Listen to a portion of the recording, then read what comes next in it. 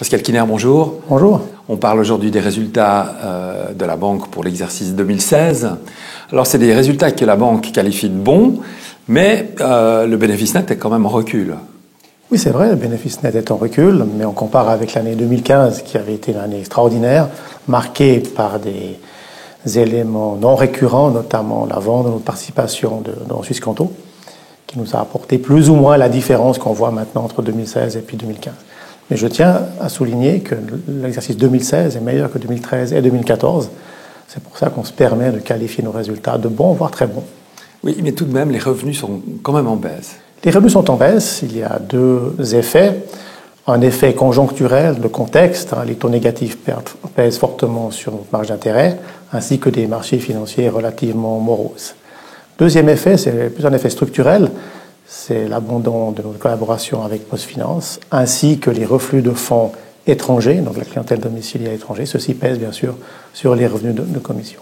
Alors malgré tout ça, la banque maintient tout de même le même dividende que les exercices précédents. Non, je vous ai dit, les résultats sont bons.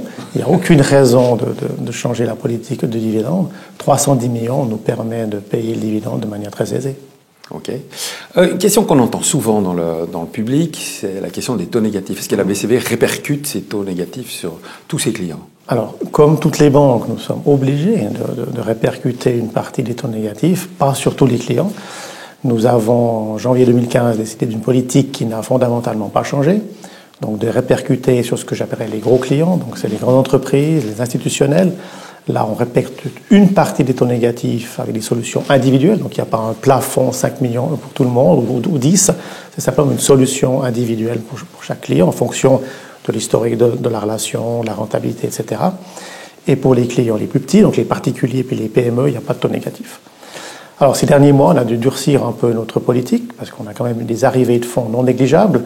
Si vous regardez la liquidité au 31 décembre de plus de 7 milliards qui sont déposés à la BNS, donc ça nous coûte quelque chose. Donc on a durci quelque peu cette politique, mais qui n'a pas fondamentalement changé sur ses principes. Maintenant, je rappelle que cette politique, elle est valable aujourd'hui.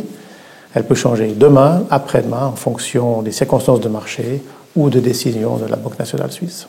Bon, alors, une question d'actualité. Votre réaction après l'échec de la RIE3 ? Écoutez, je ne suis pas vraiment surpris. Je crois que les derniers signes ces dernières semaines étaient relativement clairs.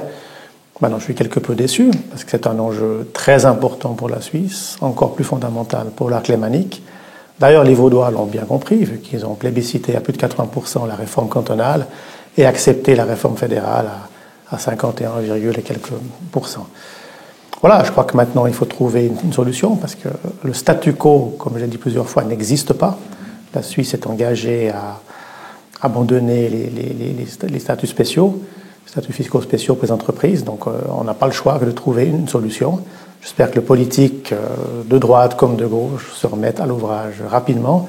D'après ce que j'ai pu lire dans la presse, je suis plutôt confiant. Je crois qu'il y a une conscience qu'il faut trouver une solution, qu'on ne peut pas continuer juste avec le statu quo qui n'est pas possible. Alors justement, on vous a lu dans la presse au sujet de l'économie vaudoise, avec, disons, un discours sur l'incertitude. Vous restez quand même confiant malgré ce vote? Non, je crois que si on trouve une solution pour la RIE3 dans un délai, mettons, de 12 à 18 mois, je reste confiant. Pascal Kiner, merci beaucoup. Merci à vous.